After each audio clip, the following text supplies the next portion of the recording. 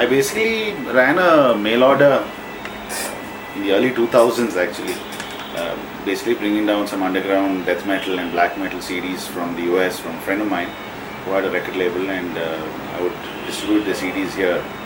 And I did that around between 2002 up to 2008, and then I took a break, and 2011 when I came back into the music scene with Dying Embrace coming, reforming, I just saw that there were so many fans out there who looking for good music, looking for CDs to buy, but there are no avenues anymore. Most of the stores were all shutting down. Compared to Bangalore back then in the 90s and early 2000s, the number of stores we had selling, independent small stores selling music, it was phenomenal. And something went wrong, I think, around mid 2000s when the big chains, music store chains came in. First was they killed all the small stores. Everyone just died a horrible lingering death. I've seen some of the music stores owners who are my very good friends because I was a customer as a kid. Went there every weekend looking for tapes and stuff. And these big stores literally just, demolished these small stores.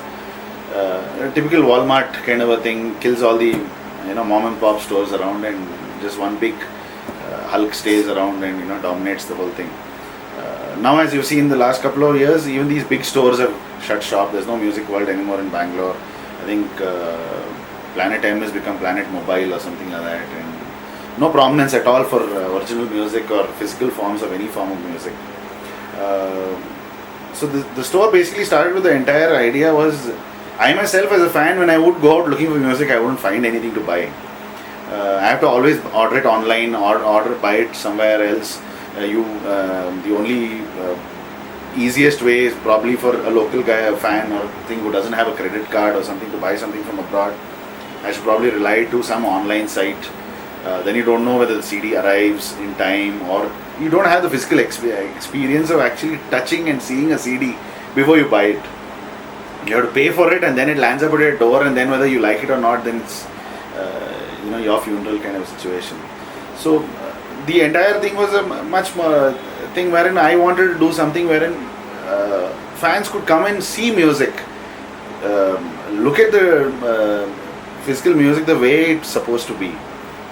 And that is the whole reason why the store came up. Plus the idea was that I've always done a lot of merchandise for my own band, Dying Embrace. And I've seen a lot of other bands, very good bands, who had the potential to have merchandise made and sold.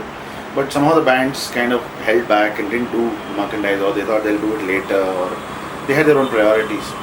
So I just thought I'll branch out and do merchandising for bands who I feel need my support and who I feel have the potential to sell their merchandise, have fans who want merchandise. So the store kind of has become, the idea is like a rallying point for all that.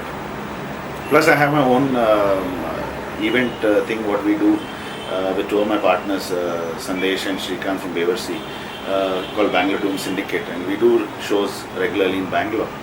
So this kind of doubled up as an office for us to kind of meet, discuss gigs and plans and how to do things.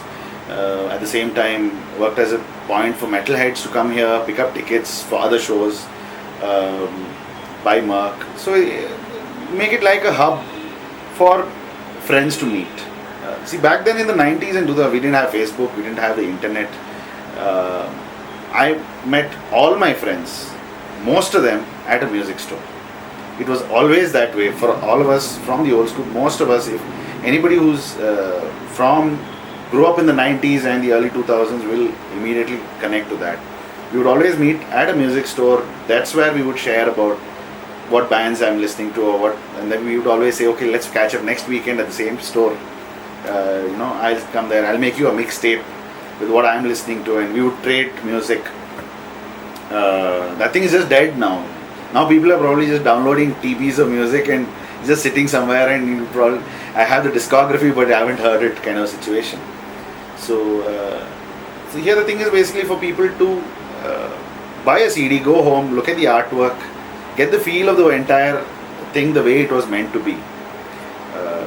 As an artist myself, that's the biggest point for a musician is when a fan buys his music, shows the support or the love for the music which you have played live, and the fan buys your tape or CD or demo or whatever, and it's a very good feeling because somebody is really showing that extra effort to say that I like what you're doing, and that is what the entire thing behind the store is.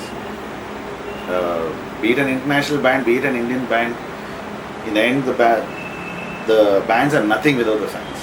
The fans are the utmost important thing for the scene to be alive, and that is the whole idea for the store.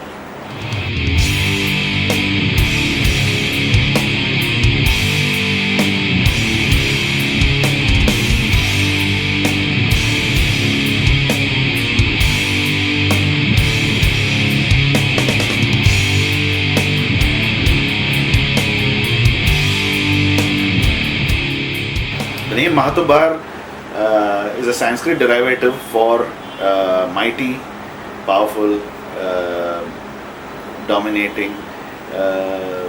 So it is a word I had heard some time back from a friend, and it kind of had a nice ring to it. I like the name. Mahatobar is another name for Shiva the Destroyer. Shiva the Destroyer is a very apt thing for our kind of music. So if you look at the logo of Mahatobar, it has a flaming eye, which is basically symbolizing the third eye of Shiva opening up. And then you have the skull in the eye, which basically says death is the final leveler. So just a bit of ideas I played around with, and Deepak, the drummer for Dying Embrace Plus, who does a lot of other stuff, design work and everything.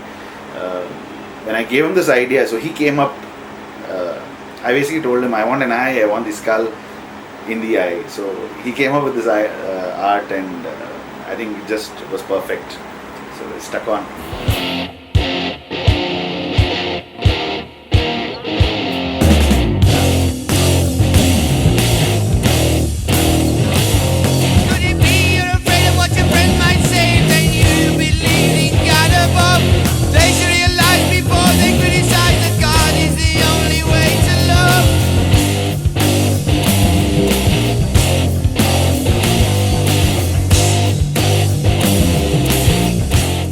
Pretty much everything is handpicked.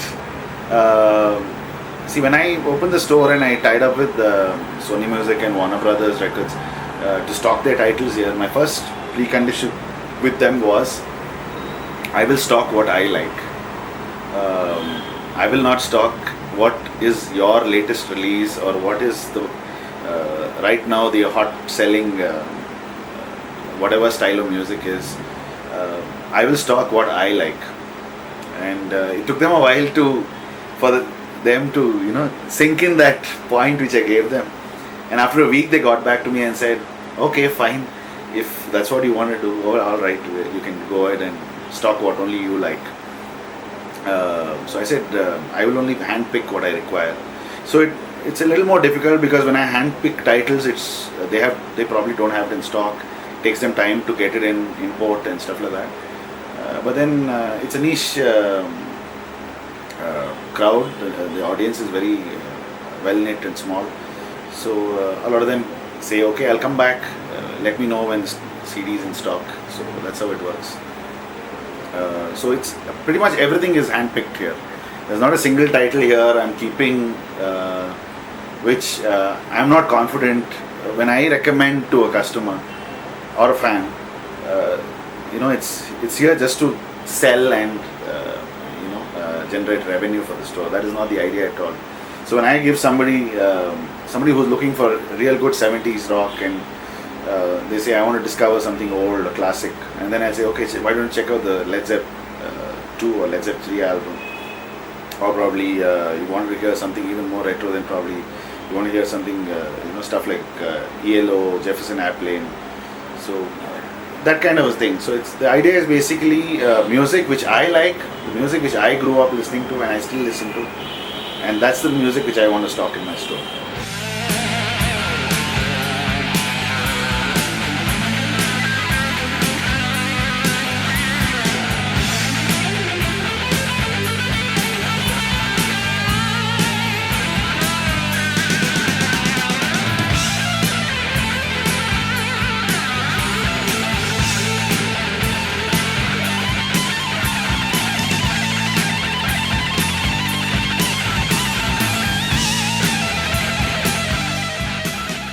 the joy music has given me, I think nothing else has ever matched or surpassed it.